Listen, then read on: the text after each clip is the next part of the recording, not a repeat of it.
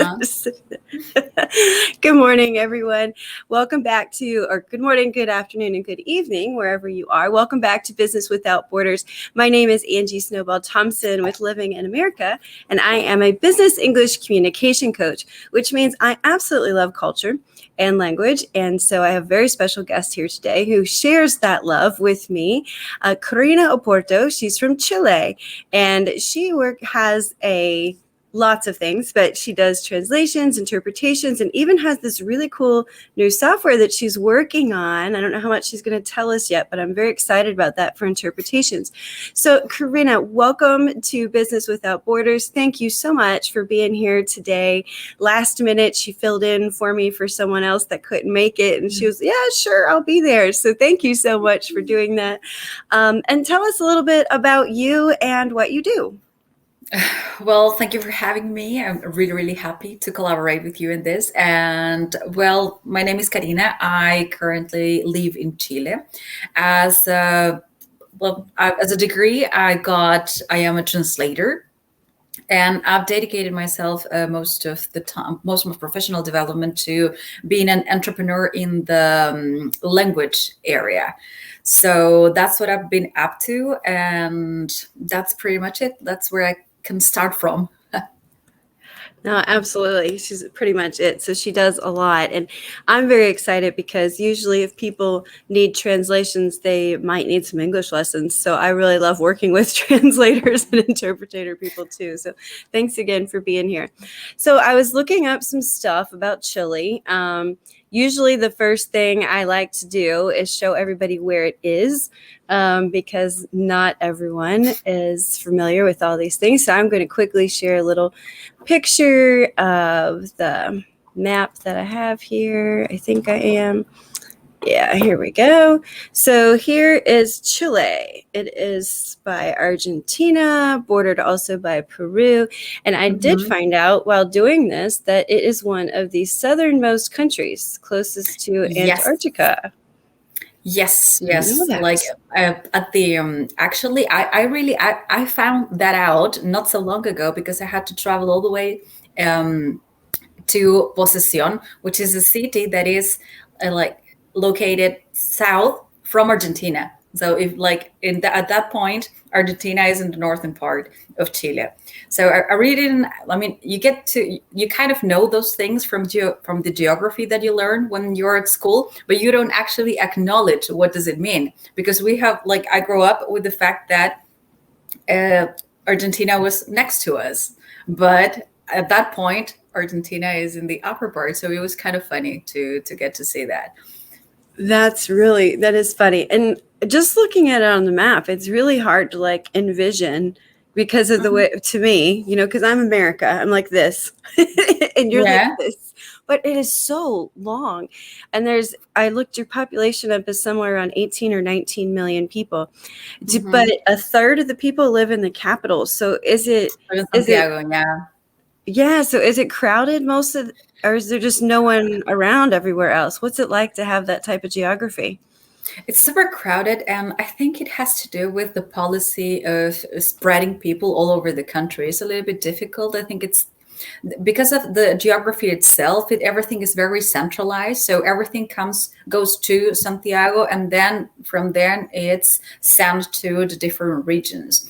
There are ports, for example, in the fifth region, in the fifth region, and somewhere like in the southern areas, but still it's very difficult to get to a point in which everything is not centralized, because everything is in Santiago. Big companies are in Santiago. Actually, I used to live in Santiago 3 months ago. So it's everything is like that, and we have so much space in the middle. I mean, we have kilometers between one city and another, and still it's very difficult to reach a point in which not all the population is in Santiago, and it causes a lot yeah, a lot of crowds. It's everything is crowded. I mean, there are huge buildings in the center of the city. But I imagine that happens like in most capitals. But in Santiago, I think it's getting to an issue with garbage and with like a lot of problems that come from the fact that you have a lot of population sitting in just one place. Traffic Yeah. jams that are huge. Oh, yeah, Yeah. that's not cool. But there are certainly going to be plenty of very cool things to see in Santiago. And also just in Chile. What would you say about the culture? So working with people, and does it change based on what you said? Because you've got like the villages and then you've got these very crowded cities. I would imagine that creates almost two different cultures of people as well. Well, I'm really don't know if that this happens like in everywhere, but in Santiago you have like one pace, like one rhythm. Actually, I was working in Santiago 3 months ago, and now I'm in a very small town with 3,000 inhabitants. So it is really different the way people like. For example, in Santiago, you still have you work from 8 to 5, and then you go to have lunch somewhere close to where you live. In here, people close their stores or close wherever is the place that they work in, and they go home to have lunch, and they spend like 2 hours having lunch. And I really find that is amazing because I had forgotten the last time that I went to a store and it was closed because people were having lunch. I mean, we expect that everything is open even from one, like even in lunchtime, because someone should take over and it should be open all the time. But here, like more to the countryside, to small towns, like things are closed during midday, and I find that really awesome. And in Santiago it doesn't happen. Everything is open. Even the transportation is open during the, well, not currently because of the curfews and the quarantines, but before the pandemic, like we had buses running 24 hours in a row. So it's a city that doesn't stop. You have bars open the whole night. Everything is open, and you have access to everything. I like that about Santiago, that everything is available there, and since providing stuff for the rest of the regions is a little bit difficult, then you sometimes get to be more patient. So that's a very big difference between people in Santiago and in other regions, that patience is something that comes with people in small regions, since they're used to having to wait for things, longer delivery times, and so on. So that creates a culture that is a little bit different in that sense. It's really interesting the way that works with city and rural life and how that can change. So also, I wanted to mention your English is so perfect. I don't know that most people might realize that is not the language of Chile. Oh, yes. So what is your main language, and how often would you say you do find people that speak English? Is it very common, uncommon?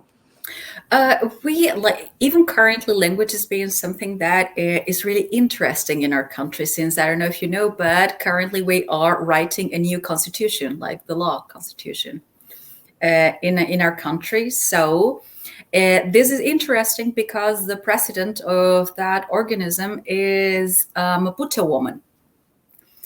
So probably things are going to change a little bit in terms of language. I'm not saying that Mapuche, that is the native tongue of our Indians. I'm not saying that it's going to become like a formal language or anything, but probably we're going to be listening a little bit more about that, because like probably I don't speak like a word of Mapudungun, which is our native tongue. I don't speak like any word. And probably very little people in Chile does it. But our main language is Spanish. We were colonized by Spaniards, so that's like the language that spread around Chile. And in terms of English, there was a survey some time ago that said that only 7% of the population feels that they can have a fluent conversation in English. So it's very little people, and I think that's really bad, because English is like it's everything is in English nowadays. Documents, information, research, movies. There are a lot of things that give you access to a lot of information and to get in contact with other people. Because even though you want to talk to people like that come from other countries in which English is not spoken, but at least you have like a common language in which you can start talking or start a conversation. Is just a starting point. So I think it should be like we should pay attention a little bit more to that. And even though I had English lessons in school since I was a kid, like I was in elementary school, but there's something about the way it is taught that it doesn't get you. Like you don't get to understand it. And yeah, there are a lot of like anthropological reasons for that. There might be, but at the end, like you still have like very little people, and I think that affects companies. And for example, now that we have the possibility to, in Chile, we have a lot of innovation. You know, we have a lot of startups. There are very good programs from the government in which they give you funds so that you can promote your startups or develop your prototypes and so on. But there is this language gap that you cannot, and you can't do anything about it. And if you have a very good product, or if you have a very good idea and you need investors, it is really complicated because you cannot get them, or you cannot get in contact with the Silicon Valley or stuff like that. During this time, I have been doing a lot of interpretation for very young entrepreneurs that want to put their products or services in Europe or in North America, and they're like trying to find alliances and so on, because language for them is a problem, and they have very, very good ideas, but they cannot catalyze them because they are not in the correct market. So I think that not knowing English or not having the resource to like overcome that gap is something that is being very, very complicated nowadays, since virtually you have the possibility to work with everyone around the world. And the only problem is that they don't speak the common language. So it must be annoying. I think it must be frustrating. Well, and like we've talked before, but what a terrible gap to have, because there's so much opportunity on both sides economically as well. It could be very valuable on both sides because of the way things are sitting economically. But if you do have that language gap, where it's great business for you and for I, because you have to do the interpretations and translations, and hopefully I can teach people, but it's very difficult to build the trust that you need, that most cultures need to make the investments when you're speaking through someone else. There's just pieces that you're missing, and it makes it really difficult. So hopefully we can find better ways to help bridge that gap, because I do think Chile would be a great country to work with. And we talked before about all the big companies there and opportunities I didn't even realize were there. So yeah. And I think you're right about language. Obviously, that's why I teach the way I do. It's like, let's throw the books out the door, because everybody had those for years and years and no one speaks English. So obviously we did something wrong. Let's start over and do something. And I think the biggest part is you learn language when you're a kid. You get these books, but it means nothing to you, because you have no relevance. That why would I ever speak English? Why would I ever need it? Who needs it? You know, you when everyone around you, your parents don't speak it, no one else. So it's always that kind of like, why bother? I'll do what I have to do for school.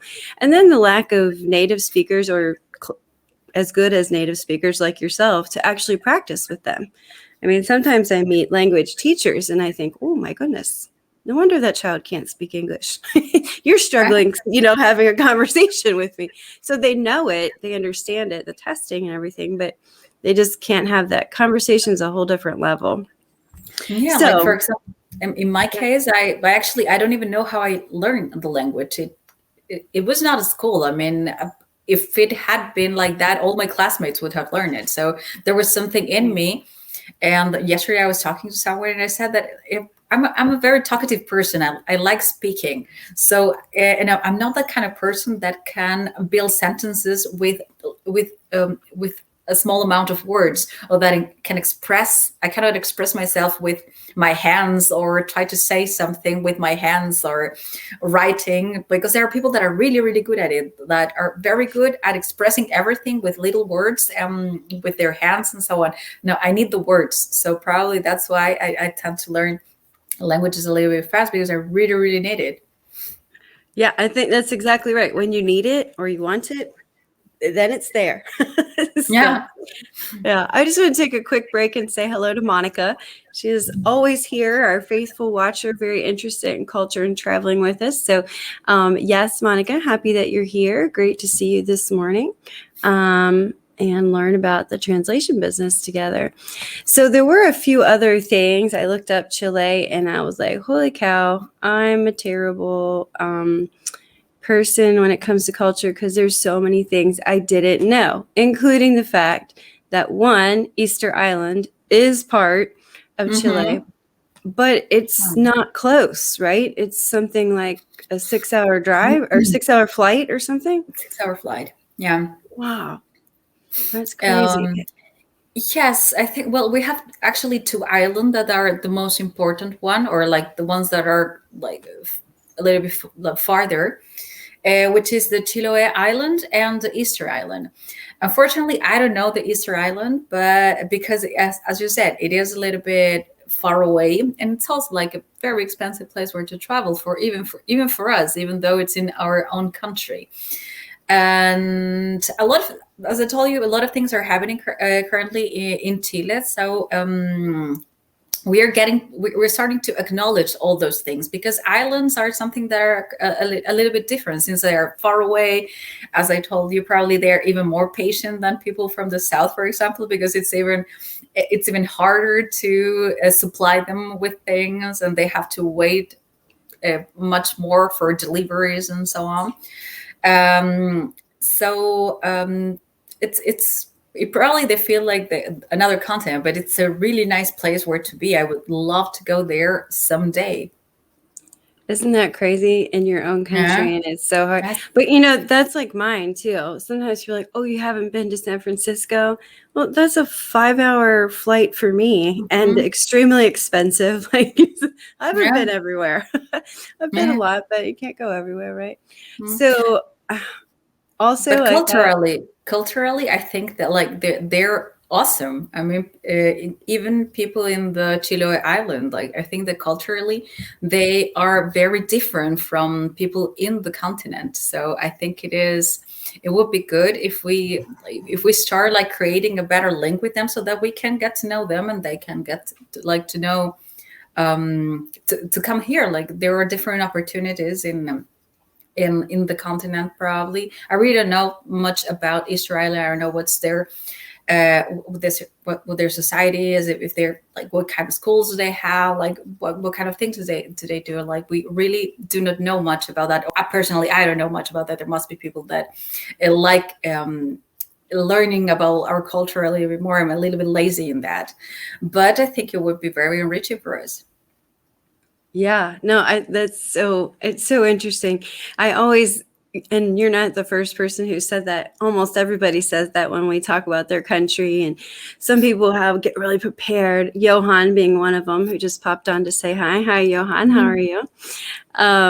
Let's see. He would love to travel to Chile. I know 2 people here in my hometown who come from Chile. So Johan is in Sweden. That's pretty cool. Okay. And then Tommy says hello. He has Peruvian ancestry. So interesting dialogue for him.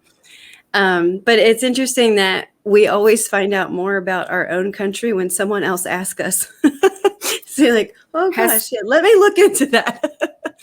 Yes, of course. I work with a lot of foreigners, and they are very interested about our culture. And sometimes I feel that I have to prepare myself for their questions, because they always ask about inhabitants, like how many regions are there? Was it the time in which? And I realize that sometimes I don't know anything about my culture, like about the region I'm in. Because for work, I've been working in several small towns along the country. So I've seen a lot by living there. But then you start like being a little a little lazy about how things were built, what you can find there, because you're used to living one place. But yeah, but since I work a lot with foreigners, and they're very and they want to see the surroundings. I mean, I've seen, for example, I never saw that I was going to see, like, we have a flower desert. I didn't When I was little, I didn't even know that there was, like, the desert could flower. And in Chile we have the desert flower because it rains once every couple of years. And then in spring, you go to the desert and it's completely flowered. I mean, you see flowers of every beautiful color. And I didn't even know that that existed until I was 30 years old. So it's Oh kind of, my it's gosh. really crazy. And then I learned that people in other countries, they know about that, and they come to Chile in some date because they want to see a flower desert. And I really didn't even know. So it's crazy that people, like, overseas know more about a country than ourselves. But it was nice. It is, that is good. Well, there's also like so much to know about Yeah. Chile. So I usually like pick up a few facts or something, so that I'm not the one saying, "Oh wow, I didn't know anything." And I was overwhelmed with Chile. One of the things I found, and you guys have the biggest swimming pool in the world. Yes. That is Yes. so crazy. Think about kayaks and stuff in there. Is that true? Yeah. Yeah. It's true. Yeah. Oh And my gosh. And I also learned that the first time I heard about it, it was from a guy from the Czech Republic, and he said, "Do you know that close from where we are?" And that was in the fifth region. "Do you know that close from where we are, there is the biggest swimming pool. We should go." And I was like, "Really? I didn't know that." But yeah, sure, we should go. I can rent. I can help you guys renting the place. And it was amazing. It's a huge thing. It's Oh my huge. gosh, it was crazy. So you've got like these things like that. You got the flowering desert. You've got this giant swimming pool that you can put things in. You have the mountains. You have the beaches. You also have volcanoes. I saw that you have nearly 2,900 volcanoes. But even Yes. more impressive, like there's like 80 active ones, and I think the Yeah. largest active one is there. The largest active one is here. It's called Ojos del Salado. I don't know what the translation would be, like salty eyes or something like that, something similar to that. And it is the highest volcano that is active. I have a friend, and she prepares routes for foreigners mainly to go and hike that. Like, I've never been there because it gives you a hell of a headache if you're not well prepared, and it's like very, very difficult to breathe. Oh my So gosh. yeah, but it's You, amazing. I've seen pictures of that, and it's really, really amazing. It's really, really beautiful. Oh, Yeah. that's so cool. I think I do have a picture of that one. Let's see. Do I have that? Oops, I don't need this picture of me. Oh, it was like a lake inside one of them or something. But No, that's Torres del Paine. oh, what's That's in this the then? southern. Yeah, Okay. that's the southern. Yeah, that's one of the most like the most famous national parks in Chile. Currently, it is. I'm not sure if it's closed or not, but it's really, really beautiful. I want to to a race there. Like, it was an international race in which it was a competition, actually, in which they were cycling, trekking, and stuff like that. It was like the wildest race ever. And yeah, we have very beautiful landscapes. Like, apparently there are places in our Patagonia that have not been touched by men. I mean, there are places that are so hidden that nobody has been there. Isn't that crazy? I mean, that's what I'm saying. It was just overwhelming. There were like volcanoes, there were mountains, there were beaches, there were these lakes, there were that all these amazing like lakes, flowering deserts. I thought, oh my gosh, we could spend 6 hours talking about Chile. There's Yeah. so many things there. Yeah, and Crazy. weather changes so abruptly. Like, as you saw, like, there is a lot of we have that area that is Torres del Paine, and I was working close to that place. And then you have like a desertic area, like a lot of desert. I didn't know that we had armadillos in Chile. I had never seen that. I always thought, like, when I thought of an armadillo, I thought, I don't know, North America, Texas, or something like that. And when Yeah. I went to work there, like, I saw like very nice armadillos, and it's the kind of animal that I never thought that I was going to see in Chile. It was so new for me. So yeah, we have a very nice fauna that probably we don't even know of, because even I used to send pictures to my family about those little animals that I found there, and they were like, "Where are you? Are you really in Chile? Is it that we have that kind of animal?" I thought that in the Patagonia there were a lot of trees, and you would see like only desert. So we don't even know our weather, like, or geography. It's really, I mean, Oh personally, my. I don't do it. I don't do it. It's not as our geography indicates. So it's a little bit difficult to travel all the way. Sometimes it's easier and less expensive, like to just go out of the country and go to Brazil, for example, or so on, and then you can just relax. Like, probably traveling along the country is a little bit more difficult. Isn't it? See, it's really the same in a lot of places. I mean, it's way cheaper for us to go to places like Mexico or Bahamas or Punta Cana than it is for me to spend a week in San Francisco, because Yeah, it's so expensive and there's cheaper flights and yeah, places and stuff like that. That's why I love doing these things too, because we get these culture books and you see all these articles in the travel magazines, and most of the time it just doesn't reconcile with real people. I mean, the yeah. reality is you. The reality is you. I work here, I live here. This is how it works. It's so different. I didn't even know that's there. And I just think it's really cool to talk to real people and get to know real people, especially when we do talk about business, because as we talked before, things are more open now. A lot of people are much more open to doing things only online. So if we can get everybody past that language hump and that interpretation hump, there's a lot more opportunity. And it's just interesting to talk to real people to see what they're thinking and how things are. So how is the pandemic there in Chile? I know that in the United States we have declared it over. There's no social Yes. distancing. Oh God. It's all over. No mask. It's Well, crazy. then we live in a completely different world. And no, we're expecting that Delta mutation. I think that there are two confirmed cases of that. We still have curfews, so it's only allowed to go out until 10 p.m. And we have what they call dynamic lockdowns, which are something totally. It is really really complicated, because Santiago like it's a very big region that have a lot of small provinces. Okay, or Okay. wards. I don't know what the political distribution would be, but it is divided into small provinces. And then you have one province that is in phase one, let's say that it's in quarantine, and then the other one that is in phase three, in which you're allowed to go. And you're just separated from that one block. It's Ah, it's really complicated. So then you have like a lot of fiscalization in the middle, like in the borders of those provinces. And I think that the most advanced that we are is that some provinces are in phase three, which is that most of the things are open, not gyms. I think the restaurants are not allowed to have people inside, only on the terraces and the balconies.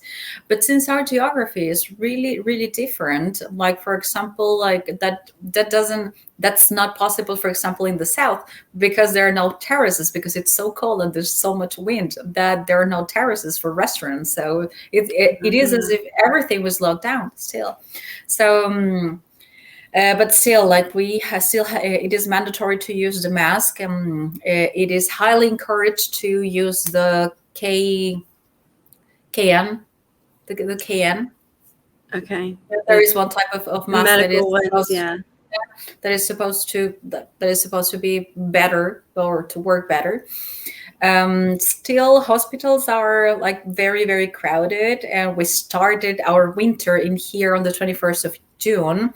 So we started the winter with a big percentage of the usage of the hospitals already crowded. So I don't know.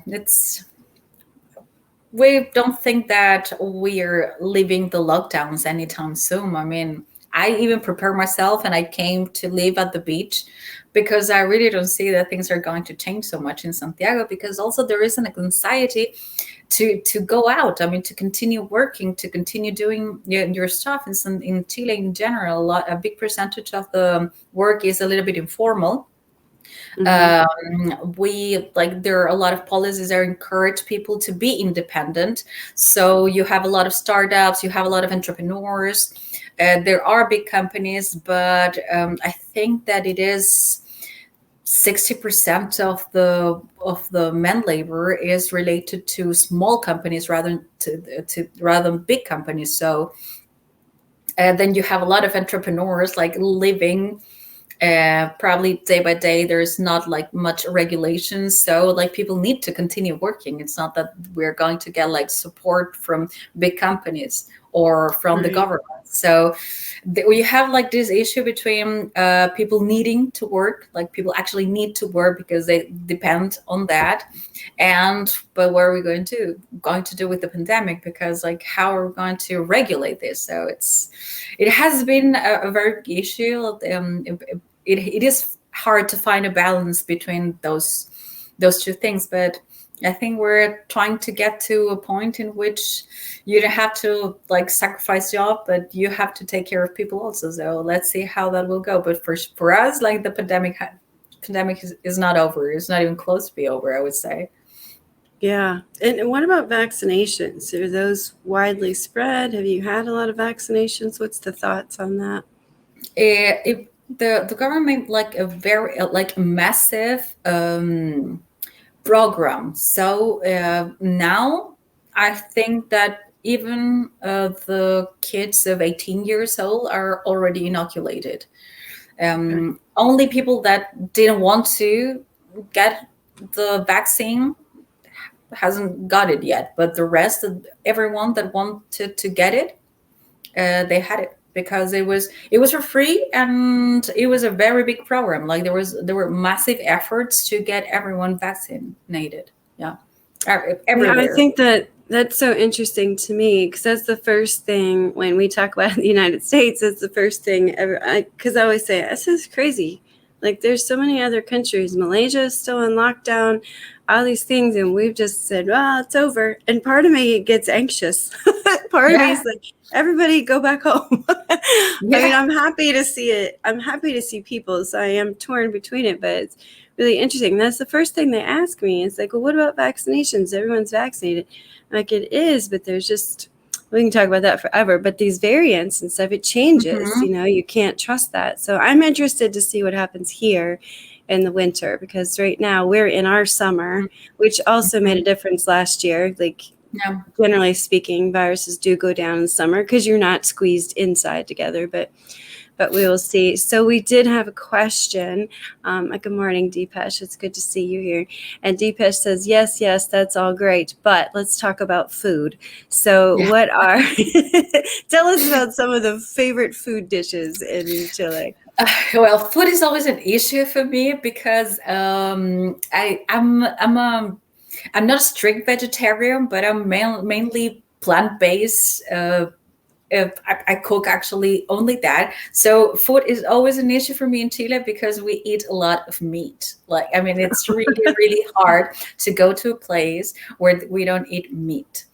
Actually, whenever I go to the south, like to see my family, I just surround myself and I just eat meat because otherwise I will just eat potatoes and bread, and I don't know, like people in here try to would coddle be the word, but they try to be nice to you by preparing you something that is good. And can you imagine, like, how was it for me when I would go to the south to see my family, and they would say, oh, we like since you were coming here, we have a lamb for you. I was like, thank you very much. But yes, for example, in the southern area, like in the picture that you showed, that is Toros Mhm. del Paine, that is the Patagonia. There is this traditional way to prepare lambs. And it's like a barbecue, but they put it just standing, and it's delicious. It's really, really good. We eat a lot of meat, a lot of meat. And what we have a lot of seafood also, really good seafood. We have very good fishes. Fish in here is really, really good, even to eat it raw. Um, and I know all that because not because I eat it so much, but because I have to like recommend dishes to the foreigners that I work with. Yeah. And that's what I know, because in here we have very good meat and we have very good seafood. That's one of the most um, uh, the like what we commonly use. We have a lot of Peruvian restaurants currently, so we find very good ceviches now. And Okay. I'm very happy that vegetarian and plant-based food is a market that is growing. Like you can see that there are, at least most restaurants have some things like that. Um, and that's basically, I think that we like most of our, we're very well known for fish and meat, lamb especially. I would say it's very traditional. It is a little bit different than veal. Hmm. But it's something that you have to try because it is an experience. I mean, being in a country, it's an experience, and we have to be like open to try new things, and that's why I try to be open to that, because every time I travel, I find like the same issue, but then you just have to try to go with it. And in Chile, we have really, really good food.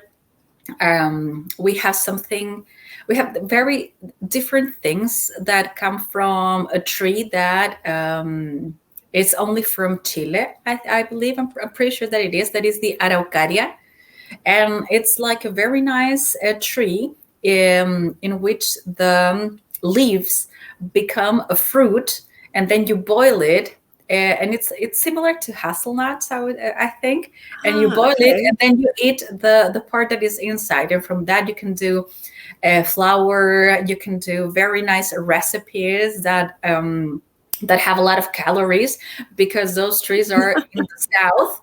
And in the south, it used to be like very, very, I mean, it's still cold, but now we're inside, we have houses, but natives used to eat that so that they can have enough calories. So you can imagine, if we eat it now, then we have to go straight like running, because there are a lot of calories in that. It's really good. There's Oh, that one sounds thing good. that everyone that tries it in here doesn't find it anywhere else, which is manjar, which is like evaporated milk but boiled with a lot of sugar, and it's something that you put on desserts. Oh, it And sounds delicious, and also it's like another reason to go running. yeah, yeah, you kind of have to. And we eat a lot of avocado. There, we Oh, eat a lot of avocado. Usually, people tell me like you put avocado in everything, in sushi, in salads, in everything. They're like, we eat a lot of. We put it in hot dogs. You might that be that for you. oh my Yeah, gosh. yeah. No, we're doing hot dogs. Like we eat the hot dog with avocado and with tomato and mayonnaise, and that's how we eat the hot dogs. But we put avocado into everything, into the bread, Oh my gosh. anything. Yeah. I will say that's getting really, really popular here. We even, some of my nieces and nephews said they wanted avocado toast for breakfast. I looked at them like, are you our kids? Because that just seems like so un-American. But Yeah. avocado is obviously catching on around the world. You guys had a good idea there. Yes. Yeah, And the and other it's thing we talk healthy. about a lot with Hmm. Chile is obviously your wines. So I think Yes. this stat is even old. I think you're the fourth largest exporter in the world and the seventh largest producer. So do you get to keep your wine there too, or are you just sending it out? Because I know South Africa also has some great wines, but it's actually they don't get a lot of them. They have the weird export license. So tell us about your Okay. wines. Well, I really don't know about the market, but I personally love wine. And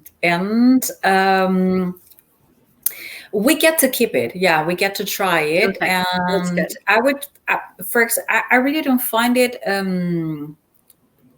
really don't find it like expensive, because like you can find really good wines that are not so expensive. I mean, like if you have a small budget, you can find like very good varieties. And we have one that is our own. I believe that is Carmener. That is something that you don't find and in any other places, and it's a little bit sweet. And yeah, I've lived in some places that are valleys, in which they produce a lot of wine. So you go to these beautiful vineyards and you have the whole experience. There are even like a lot of stories around some vineyards. For example, the Casillero del Diablo, which is one of the most famous ones, and it is really beautiful, like the areas in which vineyards are, the houses. Even that's like a very touristic place, because you go to the vineyard and then you have like the whole experience of being one day there. And we have also these parties that take place around the fact when they do the vendimia is called in Spanish, in which they collect the grapes, and then they start stepping Oh over yeah. it. Mm-hmm.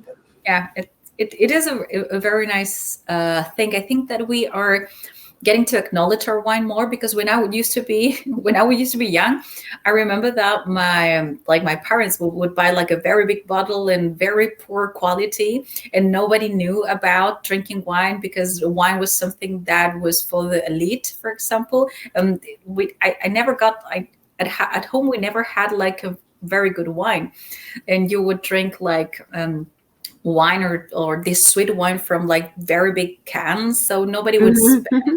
any money onto that, because wine was for rich people and so on.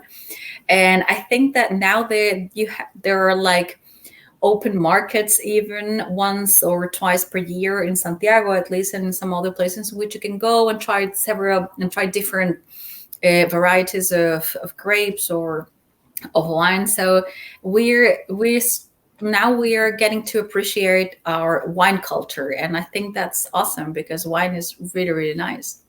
Yeah, I think so too. I had to read this comment. It was funny. So Havana is from Brazil, and she says, "I had my headphones on, but I heard wine. Oh man!" So, but I think it is interesting, like how wine culture is changing all Yeah. over the world. I mean, even here, too. I mean, 10 years ago, if you'd asked me about a Chilean wine, I wouldn't know what you're talking about. Now I know that that's one of the best ones. Let me put it at the best value. I think there's also many other great wines. Some of the Mhm. Italians, the South Africans, I love Yeah. wine too.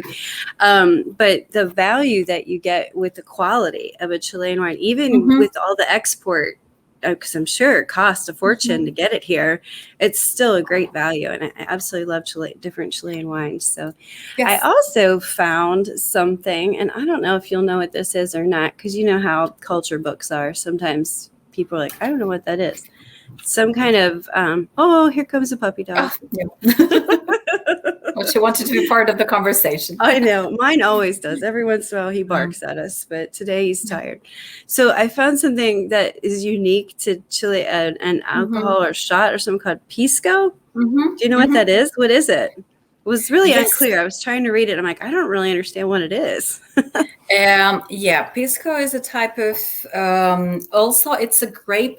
I don't know the word, but it's destillated alcohol. Hmm. Like it Like, comes from grape. It's yeah, oh, it's okay. like it's probably the same as rum, Ah, but rum comes from sugarcane, I think. yeah. But pisco comes from grapes, so it is a white liquor that is very strong, that is like 40 degrees, 35 degrees, and it's quite strong. Like it is really strong, and we usually drink it with a Coca-Cola or with a Coke, with a black soda or a white soda. Or we have something that is called pisco sour, in which we prepare it also with the egg whites, lemon, and a little bit and sugar.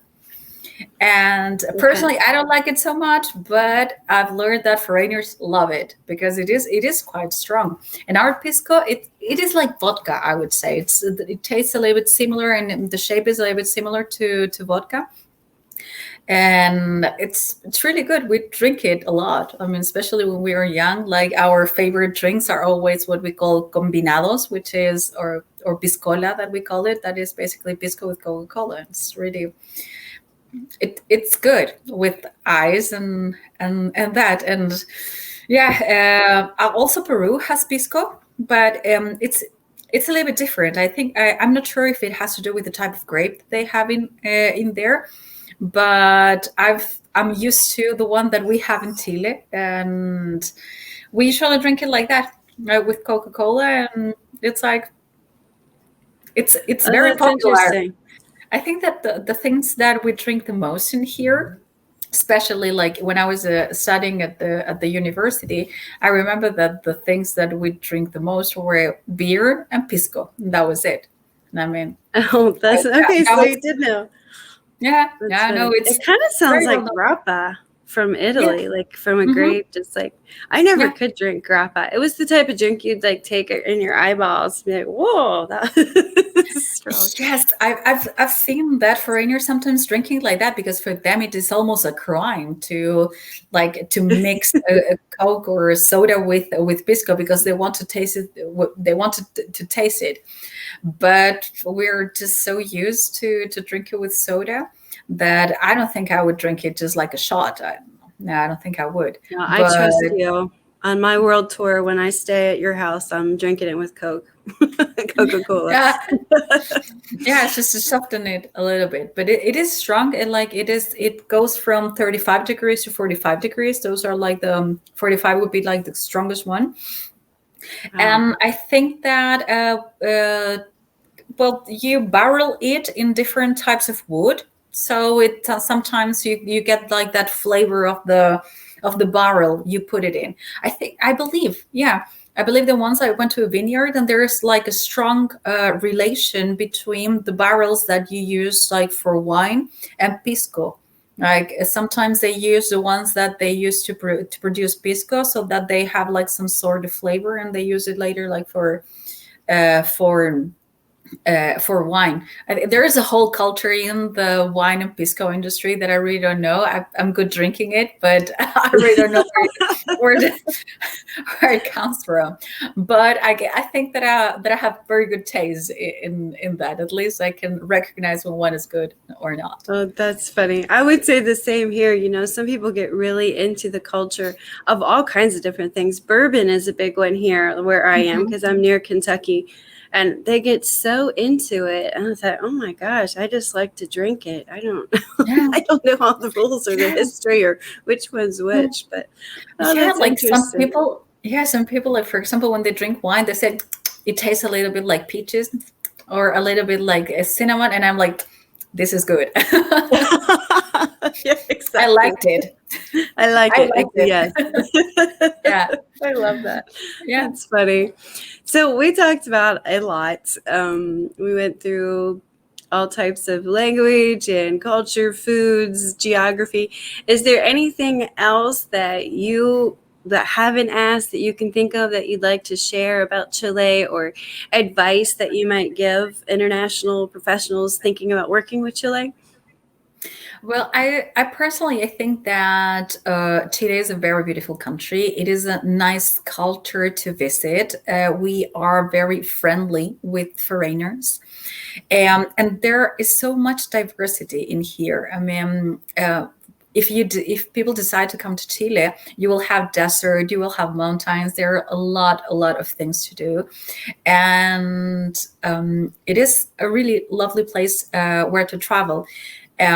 Still, as I mentioned, we do not speak much English, so people have to be a little bit patient or be a little bit prepared, so that they can at least, I mean, probably at restaurants or in gastronomy or tourism, you're not going to have many problems. But I know that there are a lot of people that want to see like smaller towns, or have like a different type of experience in the country, like something more related to the culture. Because sometimes when you visit places, you visit like the nice places, but you would like to see a little bit more of the culture or the way people actually live.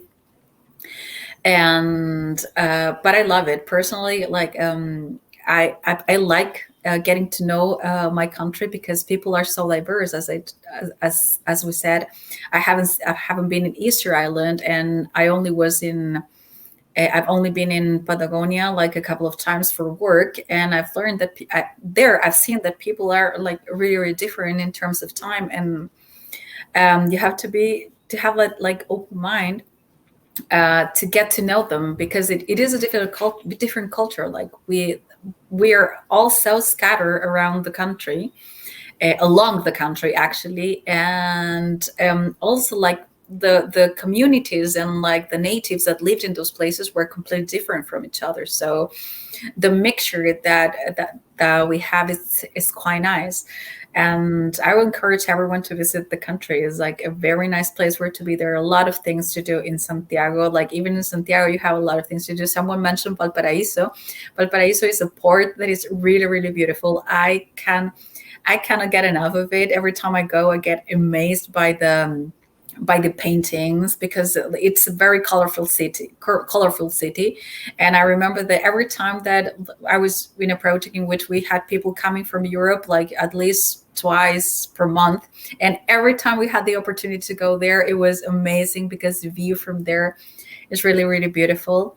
And it is like a very nice place where to be. The best thing is that I believe that we're very friendly, and we're there are a lot of things to do in tourism. I would say there are a lot of improvements, but um, it is still like a very nice. It is a very nice experience, I would say. Yeah, no, it sounds amazing. And we just had another comment from Havana. She's talking about her wine. I taste it and I like it.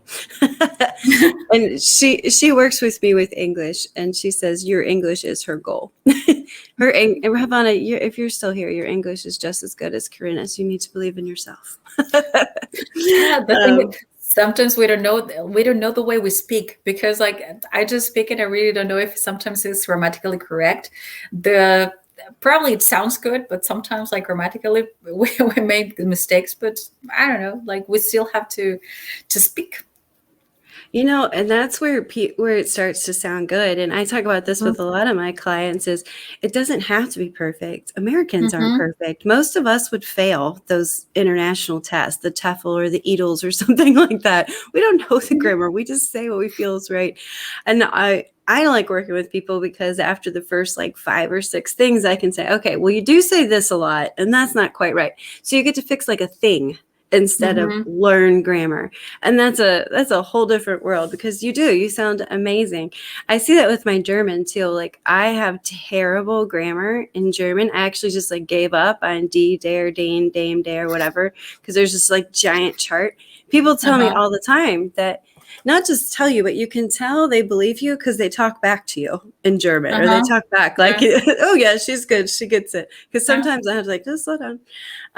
But yeah, that's the thing with language. But I'm glad you brought that up too, because as Americans, we are somewhat spoiled, just expecting that the entire world speaks English. And everywhere we go, someone will speak English. And it's just absolutely not true. There are places, especially when you get into villages and smaller cities, or even just local. So I lived in a fairly big city in Germany, but there was very little English because it was very industrial and it was just very local. There was not a Mm-hmm. lot of multiculturalism there. So yes, if you want to work in Chile, you should definitely learn Spanish, learn a little bit.